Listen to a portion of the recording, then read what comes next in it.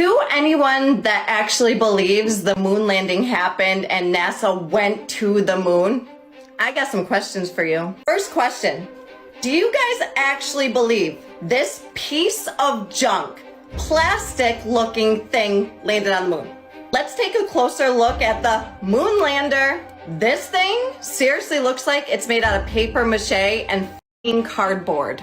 Really? If I would have made this for a project in high school, I would have failed. Second question, who was Neil Armstrong's cameraman? Who was taking the picture and videoing everything? Also, Neil Armstrong's boots don't match the footprints that were found on the moon. How do you explain that? And I have just one more question, and then I am done, I promise. Do you remember the moon buggy that was brought to the moon in this moon landing vehicle? The go-kart they made to drive around the moon? How did it get there? If this is what they say landed on the moon, where did they put it? How did the moon buggy fit in this thing? How? Now, I'm not saying they did or didn't land on the moon. Yeah, no, that didn't happen. This is going to be interesting. Remember, it's called the American Dream because you have to be asleep to believe it. The North Pole is another thing that is surrounded in a lot of mystery, and if you look at maps today, you'll see that there's nothing there. It's just a wasteland, and that no one would ever want to go there, obviously, because it's way too cold. It's just ice. But you get pictures of these people who supposedly are at the North Pole, and they literally have a little flag right there in the ground, and we're supposed to believe that that is the North Pole. Now, if you are of a critical thinking mind, doesn't this all look just a little weird? You know, they got all these photo ops, and we're just supposed to believe them that this is the actual North Pole. So we know that all compasses point to the north. We know that there is a magnetic north. And so we're supposed to believe that all the compasses are pointing to this little flag that they have there. And you could get into the magnetic north and true north. I don't care about all that. Either way, there's nothing there according to what we're fed today. But what if there is something there? There's an old map called the Mercator map, and you can see in this map that there is a big mountain right in the center. This mountain is said to be called Rupus Nigra, which means black rock, and it's at the center of all things. It's at the center of the world, which would be the North Pole, and it's a magnetic mountain, which would make complete sense as to why all the compasses are drawn to the north. What's interesting as well is on this old Mercator map, there are 4 islands around this rock, this North Pole. In today's maps, all those have been completely erased, and there's also 4 rivers flowing out. And in the midst of these 4 islands and 4 rivers was said to be a whirlpool, and that water rushes round about and descends into the earth, just as if one was pouring it through a filter funnel. And this would also explain why we have tides. In the book of Genesis, it talks about 4 rivers running out from the Garden of Eden. And in Genesis, the first river is called Pison. The second river is called Gihon. The third river is Hiddekel. And the fourth is the river Euphrates. Could it be that these geographical locations aren't really where we think that they are? It's very much possible. Would it make sense that Eden was at the center of the earth? And when Adam and Eve were kicked out of Eden, the Lord placed cherubims and flaming swords to guard it. And the Bible also says that Mount Zion is on the sides of the north. and that's the city of the Great King. What they are telling us is the North Pole. I don't believe for a second. It was really shocking for me at first when I entered into the flat earth debate to find that the most ignorant, arrogant, stupid, mean people who did not have a grasp on science were on the globe earth side. As I have to say over and over and over again, I have not chosen whether the earth is a sphere or a flat plane. I'm just asking questions, relevant, reasonable questions about the inconsistencies of our cosmological model. And what happens? We get a bunch of globe earthers to come in and say, tell me you don't understand science without telling me you don't understand science. Wow, someone was homeschooled. And any other just mean, nasty thing they could say to you without ever backing up their science, without ever explaining their position, without ever giving a good argument against the data that you're giving them or the theory that you've postulated. They'll sit here and pretend they understand science by just saying the word science, but they never actually talk about science. By the way, I don't have a PhD in science, but let me tell you a little bit about my journey with science. In high school, when I graduated with a Regents diploma, I got all 4 of my sequences in math and science. That means I did all the math and science in high school and then took all of the AP classes. Then I was a biology major in college and I got bored. And then I was a physics major in college and I got bored. Because most of the math and science they're teaching you in college is absolute garbage, right? It's under that glass ceiling because they figured out way more stuff and they stopped telling the public. Anyways, I got a more interesting degree along the lines of performance art, radio, theater, video production, communication, public speaking, etc., etc. And then I continued my study of science on my own. The biggest difference I find over and over again between the flat earthers and the globe earthers is, one, the flat earthers are decent human beings who are respectful to other human beings despite whatever beliefs they have. And the flat earthers simply ask really good questions that everyone else is afraid to ask. They're open-minded and they're polite in debate. The globe earthers, look at my comments. You don't have to believe me. Look at all my flat earth videos. Look how the globe earthers talk to the flat earthers and look how the flat earthers talk to the globe earthers. Now, it's not always the case, right? You have some flat earth people that are kind of jerks and I tell them that. But you will see a majority of the time, it's the globe earther disrespecting the flat earther. Now, if you're confident in your science, in your belief, and you're a decent human being, you're not going to be mean to people because they don't understand something. You're just going to talk to them. You're just going to educate them. You say, well, actually, this is how it works, and these are the processes, and we can test them in this way. Then we'd start to believe you, but you're making yourselves look really like on the wrong side because you never back up any of your stuff with real scientific defenses. You're just mean. You just name call. That sounds like the bully who's not understanding what's going on in class and he makes a ruckus to distract everyone. Let's see if we can fit all the inconsistencies of the globe earth model and narrative into one video. And just so everyone knows, I'm not a globe earther or a flat earther. I have no idea what the shape of the earth is. Before we get started on this long list, I'd like to remind everyone it's really important for us to ask questions. It's the lack of asking questions by the Commonwealth that has got us into the situation that a bunch of people think they can lie to us all the time about everything.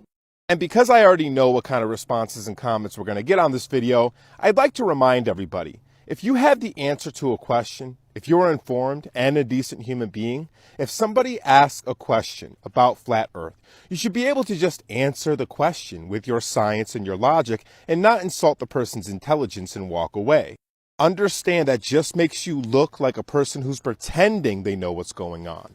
And just understand that anybody who thinks they're on the side of science by being an arrogant jerk about it, just remember that Carl Sagan and Richard Feynman would be absolutely ashamed of you. So let's start with the inconsistencies that brought me into the debate the first time, and that is that NASA lies. It's not a debate, it's not speculation. NASA is lying to us all the time. People talk about the space station, how that's proof that we live on a globe Earth. But how many times have those astronauts been hung up on strings to make it look like they're floating in the space station? Does it mean the space station's not real? Not necessarily. But is it weird that they're faking that they're floating in space? Absolutely. And they're lying to us. So how many more things are they lying about? Next, how is it possible that the mathematically calculated weight of the Earth is 6.6 sextillion tons? the Earth is going 66,600 miles around the sun, and it is on a 23.4 degree tilt. And off the other side of the 90-degree angle, that's 66.6 degrees. It is a very, very strange and astronomically improbable coincidence that all three of those measurements have 666 in the beginning. But if you were creating a false narrative based on the biblical revelations, you would do that and give a little wink to the few people who could see past the details. Up next is the rainbow. Understand that the rainbow is a projection from a prism. This nonsense about rainbows being shaped like that because of the shape of raindrops is absolutely ridiculous. The rain is not the prism. The rain is the screen. Even if the rainbow was being projected through the rain, it wouldn't be shaped like each individual raindrop. It doesn't make any sense. It'd be shaped like the entire prism of the sheets of rain. And since all sheets of rain take on different shapes, it's impossible that the rainbow is being created by the rain. The real answer is the rainbow is always there. We just can't see it until the rain comes down and creates a visible sheet. It's like projecting a hologram. You need some sort of medium for the hologram to hit so that you can see it. The rainbow is shaped like a bow or a circle, depending on who you talk to, because it's being projected from a convex prism. The light is bouncing off of some solid medium way up there that is shaped like a convex, which is basically the only way that you could consistently reproduce that rainbow shape over and over again all the time. What's next? The fact that people aren't allowed to go to Antarctica. Why wouldn't people be allowed to go to Antarctica? You can climb Everest, that's dangerous. There are no people zones and no fly zones all over Antarctica. Why? Then there are those flight patterns where you have to do crazy different detours on planes in order to avoid the South Pole. And then there's Admiral Byrd's testimony, a credible military officer, who said that when you fly past Antarctica, you get to new land, fresh water, green grass, and trees. And I know what a lot of you are thinking. Well, this doesn't prove that the globe doesn't exist, that the sphere doesn't exist. No, but it proves that they're lying to us about a bunch of things that would appear to be hiding a different shape or different sized Earth. It seems like they're trying really hard to convince us of their cosmology, and they are constantly getting caught in lies. That's not speculation. They have lied so many times. And how about the satellites? Well, if satellites can go into orbit and spin around the Earth, then why are so many of them attached to balloons and brought to the upper atmosphere? The issue again here is that when we ask these types of questions, we don't get good answers. I have never had anybody tell me why some satellites are on balloons and some satellites they put out into orbit. You'd think if you could get a satellite into orbit and it stays up there for a really long time, why would you do all the logistical pains and extra equipment to put a satellite on a balloon and float it across the sky, have it land, and put it back up? And you'll still have people say that those satellites don't exist with the balloons on them, except we saw one fly over Montana last year. And now we have pictures and videos of them launching these satellites attached to balloons at some really cold place, probably Antarctica, probably one of the reasons we're not allowed to go there. So we know these types of satellites exist, but we have to ask ourselves, why do they exist? If we can just put them all up. I mean, Elon's launching satellites all the time. It's not like they don't have enough technology and means to get them all up there. No, I mean, they have tons of rockets sending them up all the time. So why are we using balloon-powered satellites? You know, and then there's tons of videos of pilots saying that they never have to course correct for the globe and that it's always flat. Are all those pilots in on some... And there's the videos of all the pilots saying that, yeah, the Earth is flat. They never have to course correct for the globe. It always goes in a straight line. Are all those pilots part of some wacky conspiracy to get views on the internet? I think it's highly unlikely. And once again, I'd like to remind you, I'm not a flat earther or a globe earther. I think there's a decent amount of evidence to suggest that the Earth should be a sphere. But then again, there's also a decent amount of evidence that they've been lying about a bunch of stuff to prop up that theory. My biggest issue is, why is it so hard to have this conversation? Why does it have to always get so nasty? Why is flat Earth and globe Earth right up there with pro-life and pro-choice? We used to be able to just talk about cool stuff and imagine and wonder. And now you got a giant majority of the population who are just bullies that are constantly trying to make fun of you for asking questions. Normal, reasonable, rational questions. And most of them are keyboard warriors that are pretending they have PhDs in astrophysics. It's really pathetic. It's pathetic that we are punishing people for having open minds and asking interesting questions and trying to see the world in the truest way possible.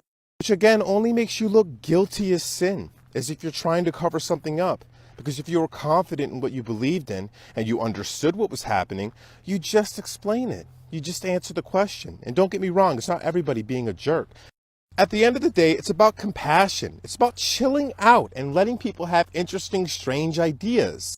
If you only understood how many philosophers, scientists, and freethinkers tried to see the world in a new way throughout history and were punished severely, only for us to find out, sometimes centuries later, they were right.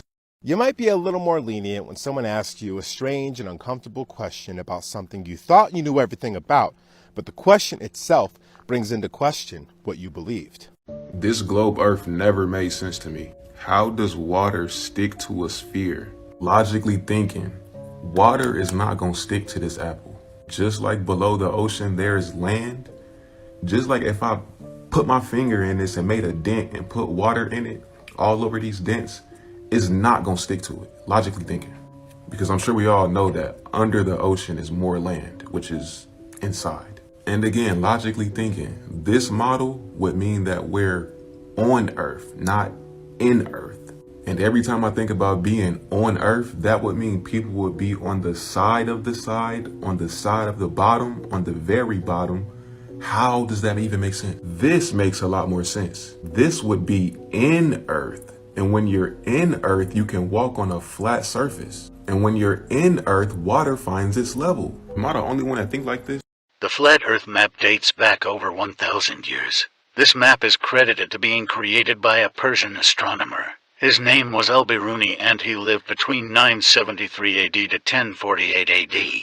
It's the official map of the United Nations and also the United States Geological Survey. It used to be present in many places before the creation of NASA and the Antarctic Treaty in 1959. Here you see it with Admiral Byrd. This map has been restored by Dmitry from Russia with suggestions of mine, Eddie Alenkar. Known by my YouTube channel Flat Earth Banjo, I asked Dmitry to include the Bermuda Triangle and Point Nemo, a place deep in the Pacific where NASA buries rockets. Then Robert Tozzi, a professional mapmaker, came along and enhanced the map even more. There are many people now selling this map online, but if you could order it from my online store, I would greatly appreciate it. Visit my online store now and order one of the items. I humbly thank you.